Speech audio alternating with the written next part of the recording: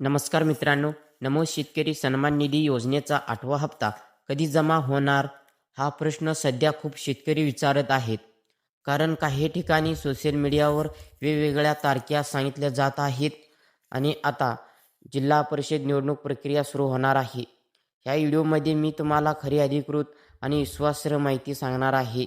म्हणजेच नमो शेतकरी योजनेचा 8वा हप्ता कधी येणार आहे ते सांगणार आहे. तर पहिलं तुम्हाला नमो शेतकरी योजना थोडक्यात काय आहे हे सांगतो. नमो शेतकरी सन्मान निधी योजना ही महाराष्ट्र शासनाची योजना आहे. ह्या योजनेअंतर्गत पात्र शेतकऱ्यांना दरवर्षी 6,000 रुपये आर्थिक मदत दिली जाते. हे प्रत्येक 4 महिन्याला 2,000 रुपये असे एकूण एका वर्षाला 6,000 रुपये शेतकऱ्यांच्या खात्यामध्ये जमा होतात. जसं की PM किसान सन्मान निधी योजनेचे पैसे दरवर्षी 6,000 रुपये येतात. त्या धर्तीवरच हा योजना राबवला गेलेला आहे. तर आतापर्यंत किती हप्ते मिळालेले आहेत? आतापर्यंत अनेक पात्र शेतकऱ्यांना नमो शेतकरी योजनेचा 7 हप्ते जमा झालेले आहेत शेतकऱ्यांच्या खात्यात.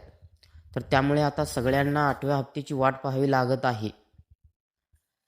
आता 8वा हप्ता कधी येणार?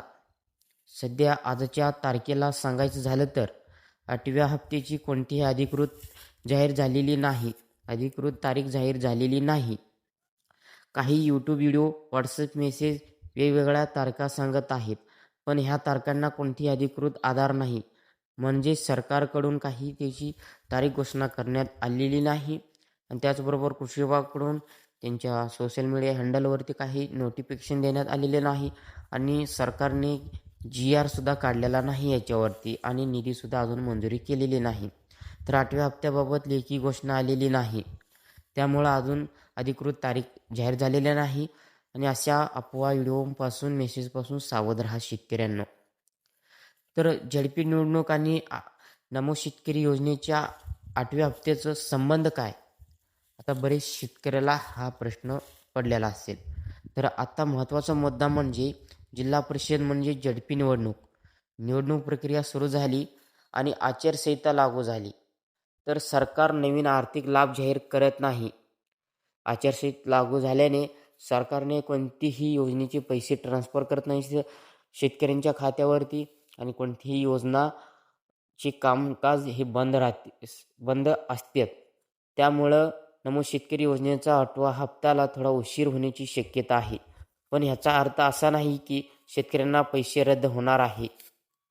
शेतकऱ्यांनो, 8वा हप्ता निवडणूक झाल्यानंतर सुद्धा मिळू शकते किंवा आचारसंहिता लागू होण्याआधी सुद्धा शेतकऱ्यांच्या खात्यावरती हे पैसे येऊ शकतात. कारण 8वा हप्ता हा 7वा हप्ता जमा झाल्यानंतर 8वा हप्ता याला उशीर झालेला आहे. कारण वेळेवर तो हप्ता अजून आलेला नाही. तर पैसे अडकाल तर काय कराल? जर आचारसंहितामुळे हप्ता वेळेवर जमा झाला नाही तर तो नंतर एकत्र किंवा पुढील कालावधीत जमा होतो. पात्र शेतकऱ्यांचा पैसा कापला जात नाही किंवा बंद केला जात नाही.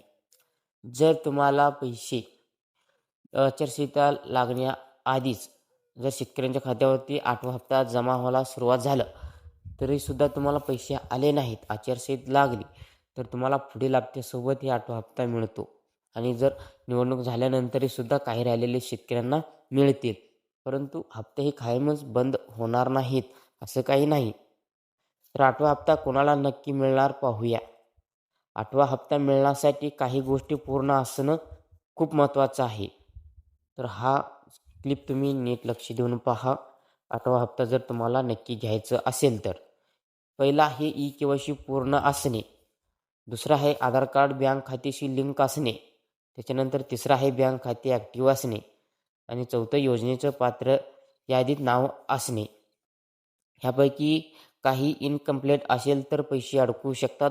तात्काळ हे कंप्लीट करून घ्या. KYC नसेल तर PM किसान वेबसाईटवरती जाऊन तुम्ही KYC करून घ्या आणि आधार बँक खात्याशी DBT प्रमाणे लिंक नसेल तर जवळच्या बँकेमध्ये जाऊन जिथं तुमचं खातं आहे तिथं लिंक करून घ्या. आणि हा आधार आणि बँक खातं अगोदर लिंक होतं, पैसे येत होते, नंतरनं लिंक त्याचं इनॲक्टिव्ह झालं तर त्याचं कारण असू शकतं की तुमचं बँक खात्याचं नाव आणि आधारवरील नाव जर सेम नसेल तर सुद्धा लिंक असलेलं अनलिंक होऊ शकतं. त्यामुळे दोन्ही नाव सेम आहेत का चेक करा, तरच लिंक करा. नसेल तर डायरेक्ट पोस्टामध्ये तुम्ही खातं ओपन करा.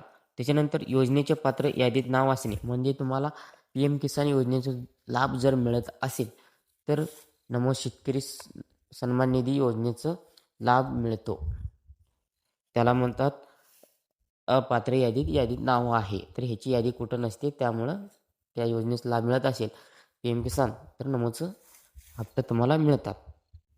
त्याच्यानंतर स्टेटस कसा तपासायचा हे तुम्हाला मी स्क्रीन रेकॉर्ड करून दावतो, पहा. स्टेटस चेक करण्यासाठी तुम्हाला क्रोम ब्राउझर हे ॲप्लिकेशन ओपन करायचं आहे. NSMNY असं सर्च करायचं आहे. NSMNY माहिती पोर्टल असं जर सर्च केलं तर पहिली वेबसाईट येईल. त्याच्यावर तुम्हाला क्लिक करायचं आहे. तुम्हाला इथं बेनिफिशरी स्टेटस ह्याच्यावरती क्लिक करायचं आहे. याच्यावरती क्लिक केल्यानंतर तुम्हाला आधार, रजिस्टर मोबाईल नंबर किंवा आधार नंबर ह्या कोणत्याही सहाय्यानं तुम्ही चेक, म्हणजे तुमच्या आधारला लिंक असलेल्या मोबाईल नंबरवरून सुद्धा चेक करू शकता किंवा आधार नंबरने चेक करू शकता आणि रजिस्टर नंबरवरून चेक करू शकता. 3 पर्याय आहेत. आता मी तर आधार नंबरनं चेक करणार आहे, त्यामुळं आधार नंबरला वरती टिक करा आणि आधार नंबर टाकता. हे कॅप्चा कोड दिसत आहे, हे टाका आणि गेट OTP याच्यावरती क्लिक करा. मला असा एक मेसेज येईल, OTP has been send to Aadhaar register mobile number. तुम्हाला इथं ओके करायचं आहे. OTP टाकून घेतल्यानंतर तुम्हाला गेट डाटा याच्यावरती क्लिक करायचं आहे. इथं मेसेज व्हेरिफाईड सक्सेसफुल यायला येईल, असं ओके करा.